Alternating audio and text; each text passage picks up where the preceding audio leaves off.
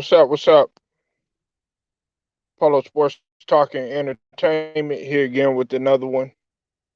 Be sure to hit that like button, subscribe to the channel if you're not a member, and also hit the notifications so that you're able to get all of my content. What's up, Omaha KC Kings? I see you in the building, man. Happy holidays to you, brother. I see you starting off. You came in guns blazing. You said Chauncey had a good second half of his career, but not a Hall of Famer. The Basketball Hall of Fame. Recently, they have really taken specialness and importance out of it by letting too many in. Guys like Tim Hardaway, Kevin Johnson were excellent in their era, but not Hall of Fame careers like Tony Parker. I'm reading the comments, y'all. Uh, like Tony Parker, Dennis Johnson. If you put Chauncey Billups in a Hall of Fame, guy like Sam Cassell, the strong case, he did just as much, just no Finals MVP. You said Sam I am. Nah, I like Sam I am, but nah, he's not. He's definitely not a Hall of Famer. But uh, Chauncey Billups, in my eyes, because what you have to understand, man, is they're not just basing it on NBA play, man. It has to do with college, um, and the whole, body of work, before the NBA too as well. Uh, Chauncey Billups, he's not while he's not a first ballot Hall of Famer, he is a Hall of Famer. Um, you know, you have to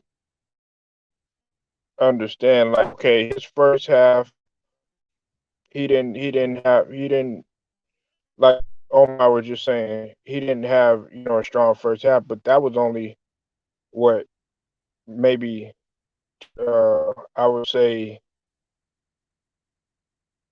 let's see, give me 1 second, because I'm trying to count the years in which he did not, have a strong, you know, outputting. Now, his first, I would say, 6, 6 to 7 years of his career, he did not have. I mean, he was he was okay. He was okay in Boston, but he wasn't quite at a you know a Hall of Fame level. Uh, and he did have from the years of, I would say, uh from 2002 to 2003, all the way up until roughly like the 2010 and 11 season. Uh, Chauncey did have a strong. He put up, some decent numbers. Now, I know some people are looking at his numbers and they're saying, oh, it was 15 point. He only averaged, 15.2 points a game for his career, but that's because Chauncey Billups played the point guard position how it was. He was a prototypical point guard. What's up with it? Be more legends. I see you in the building. You said Tim belongs in that. Billups run was good and dangerous. Yeah, and they didn't call him Mr. Big Shot for nothing. He did hit key shots down the stretch. He wasn't all that fancy and all that other stuff. You know what I'm saying? He was straight fundamentals, and uh, he knew he was a floor general. And he was a leader. That's why he's a coach now, and that's why he, you know, the Blazers are starting to really listen to him and to buy in. I know it's going to take a little bit of time, but that's as a coach. Uh, but he's always been had that coach like mentality. I mean, of course, he's a point guard, right? You know, and essentially the point guard is an extension of the coach on the floor. Now,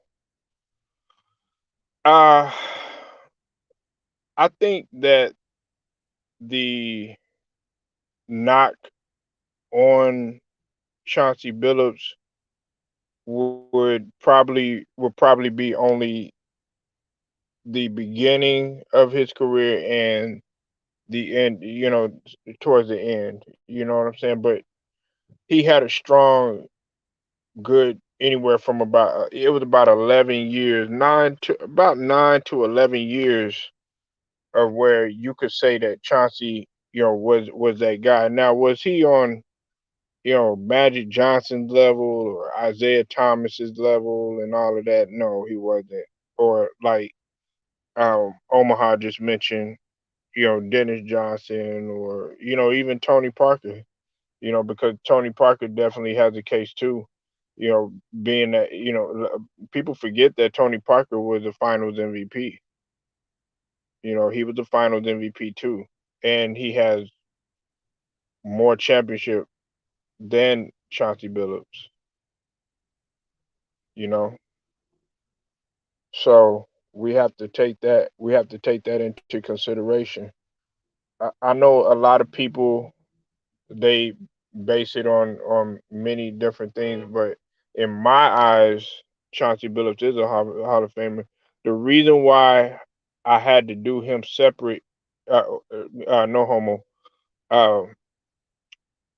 Uh, the reason why I had to put him second, like in terms of talking about him, is because earlier I talked about Tom Chambers and I talked about Manu Ginobili, but there are many guys who are in the pool of nominees for the Hall of Fame this year, and one of those happened to be Chauncey Billups, amongst others. Uh,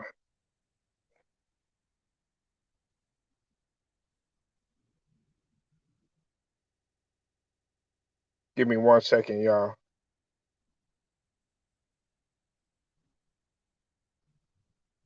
Now,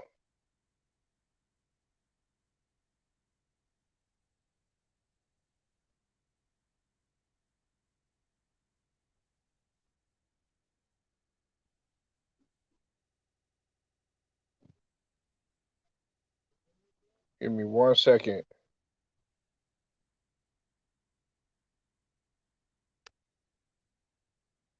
Shit.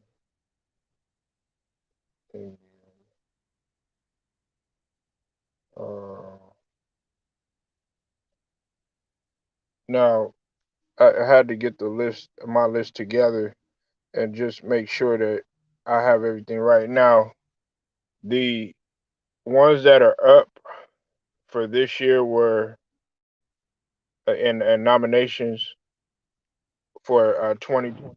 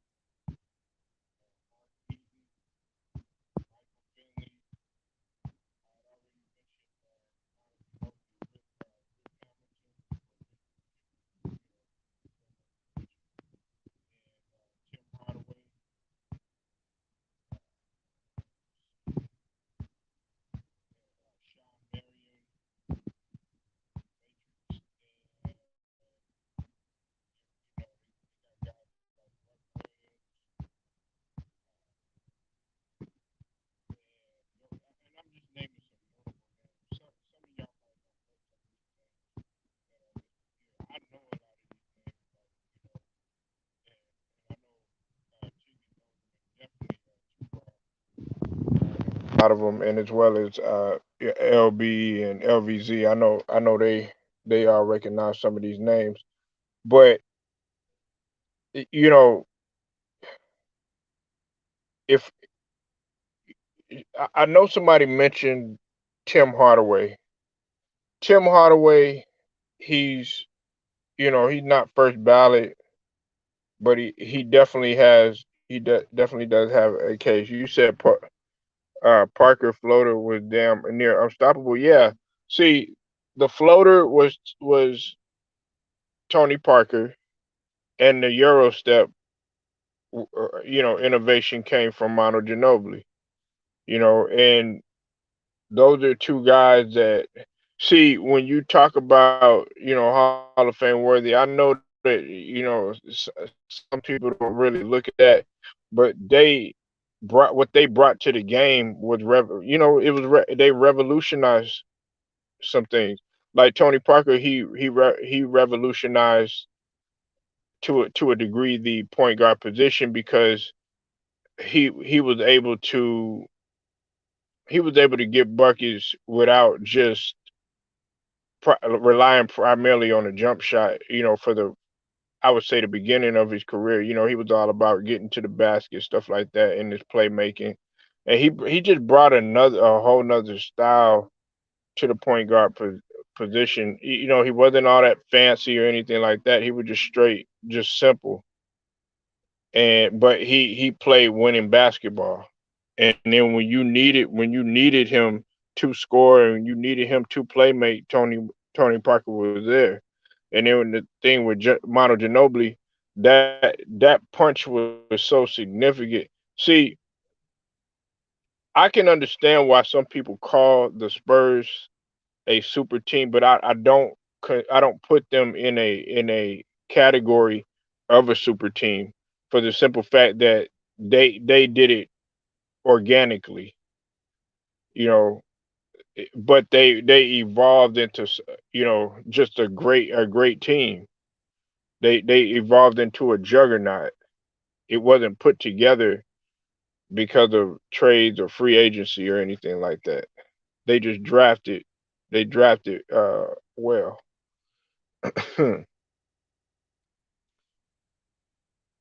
You said the Bulls best team all time or the Spurs? Whoo, be more man. You really, whoo, you man. You making me pull. Oh man. Um, I would probably have to go with the the Bulls because the thing about it, the Bulls were able to repeat. The Spurs, as much as great as they were, they were they were a dynasty and all that, but they never repeated. And to be a champion and a real strong champion, it's even harder to defend your title and to have multiple title defenses, yet alone just winning one, and then okay, in between that, then you win again and stuff. You know what I'm saying? I'm not taking anything away from the Spurs, but that was one of the knocks on them, and that's why like they never were able to repeat. Hey, look, the Houston Rockets, they repeated. They were back to back. It was only 2 years, but they went back to back. The L.A. Lakers, they went back to back. They went back to back twice.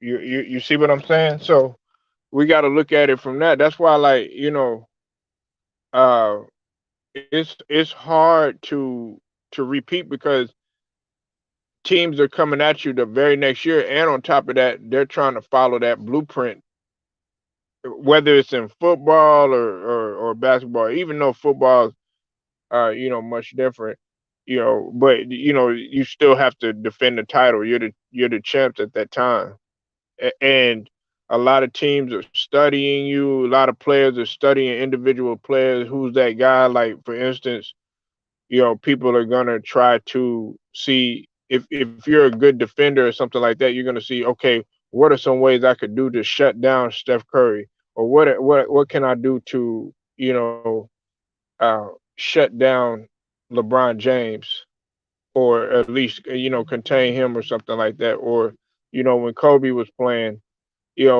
what are some things? And some people were actually studying them to mimic their moves, or take from them and everything. So I mean, we got to look at it. We got to look at it from that standpoint. But I mean, the Spurs were, a great team. Don't get me wrong. Now, you know, when it's all said and done, they're gonna go down in history. But that's just you can't really compare. That's no comparison, because they three-peated twice. The Bulls did, and it was in the 90s. They did it in the 90s, in within that decade. They three-peated twice. From 91 to 93, and from uh 96 to 98.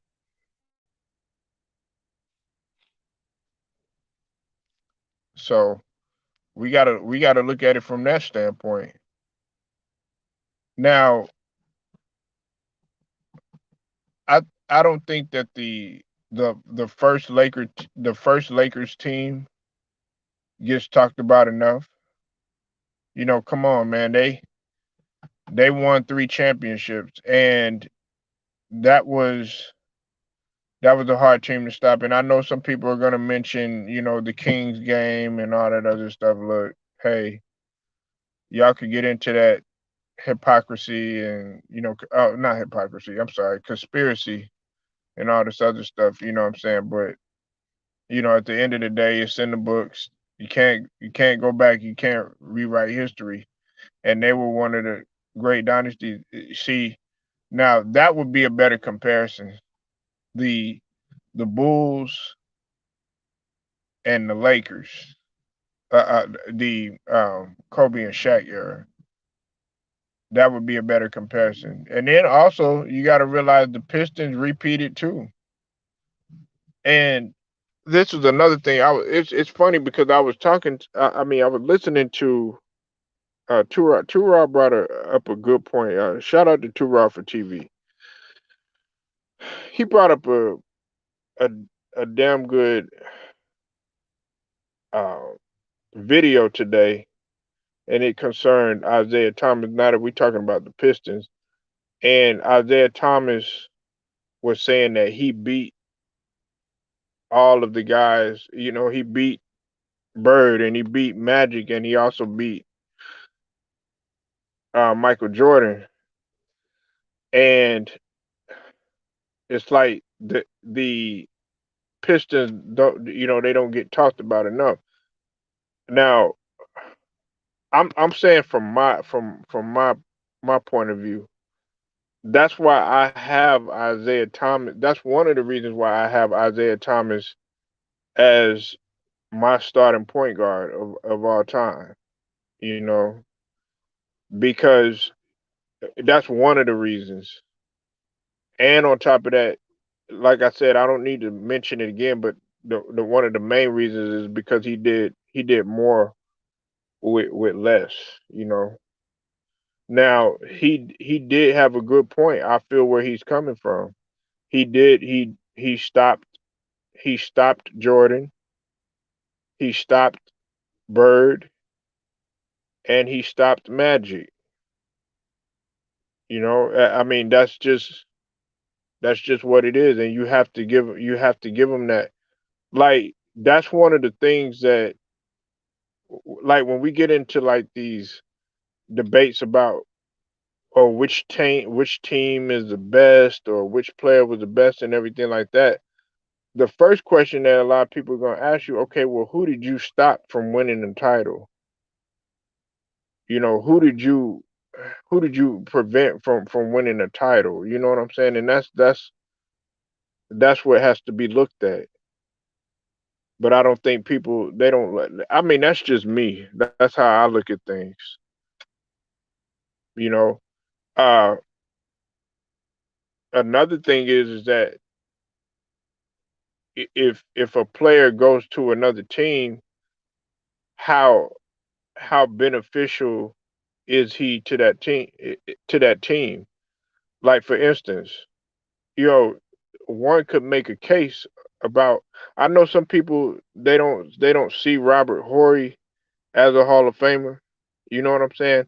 But he has a case because everywhere that Robert Horry went, he repeated, and not only did he repeat it, he was an important piece.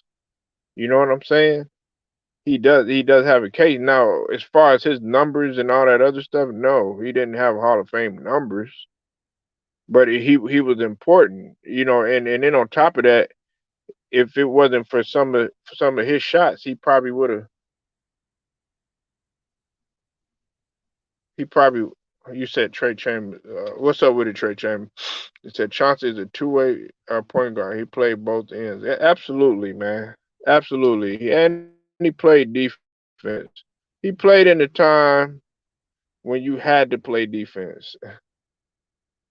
You know, that's one of the things. He wasn't the fastest. He wasn't like, lightning fast like Westbrook and all this other stuff. You know what I'm saying? He wasn't jumping out of the gym and all that, but he got it done when he needed when you needed him to answer the bell, he was able to do that, you know? And another thing is he played that another thing I admire about Chauncey Billups' game is that he was always under control, man. He had composure. I would say like when he was in his prime and stuff, he was always under control, man.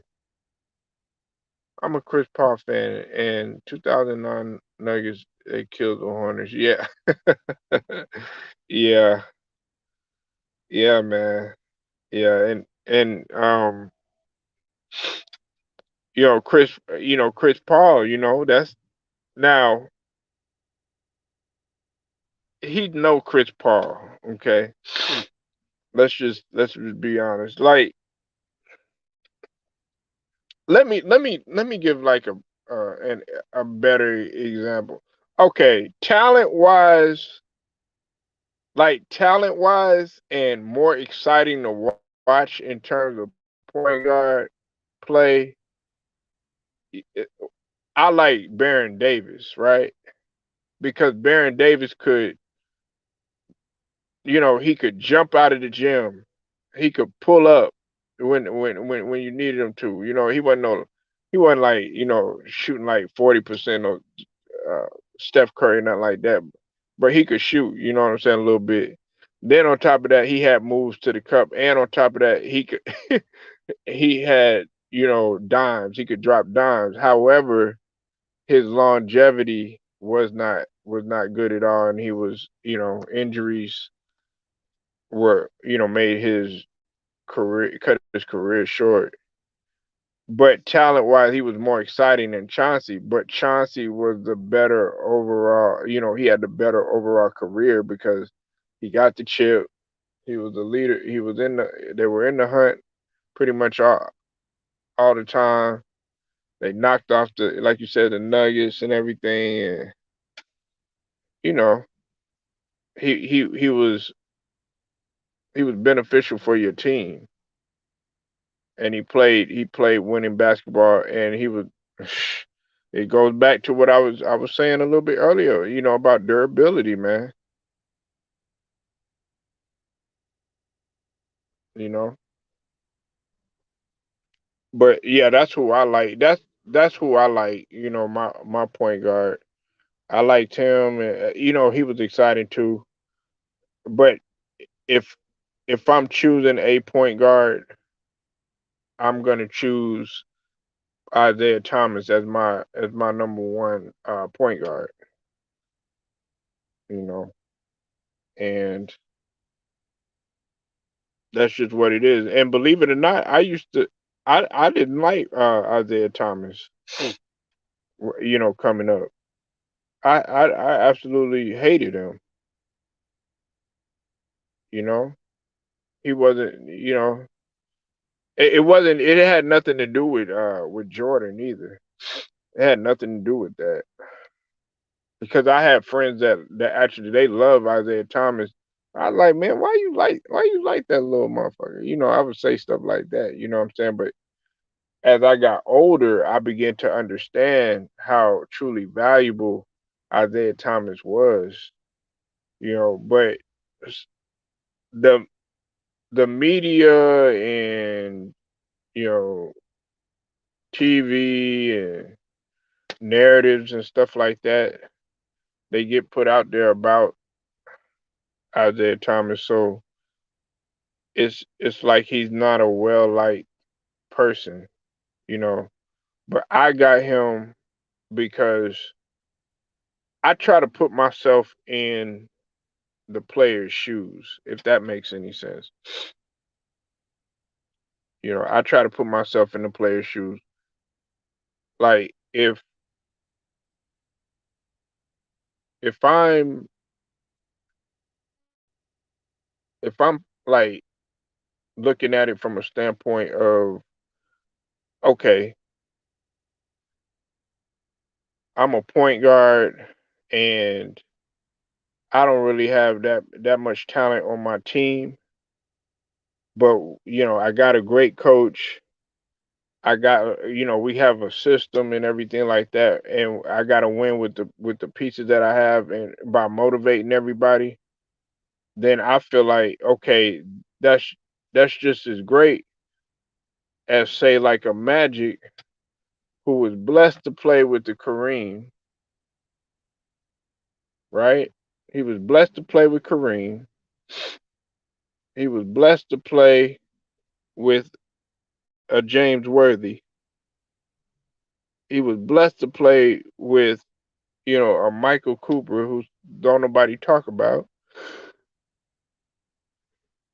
And, McAdoo later and, Thompson and, just, and they were long, you know what I'm saying? They were long and athletic, and AC Green, and, guys like that. You know what I'm saying?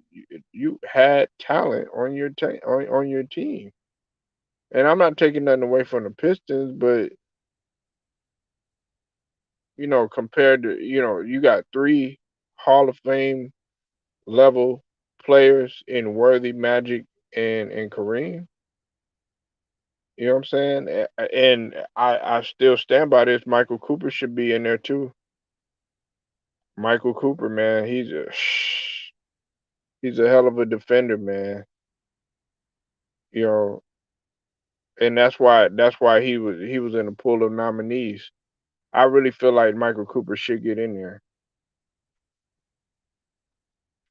But anyways, man, y'all let me know what you think, man. Leave your comments and like this video, share it, subscribe, hit some notifications. Polo Sports Talking ENT, man. I get at you later.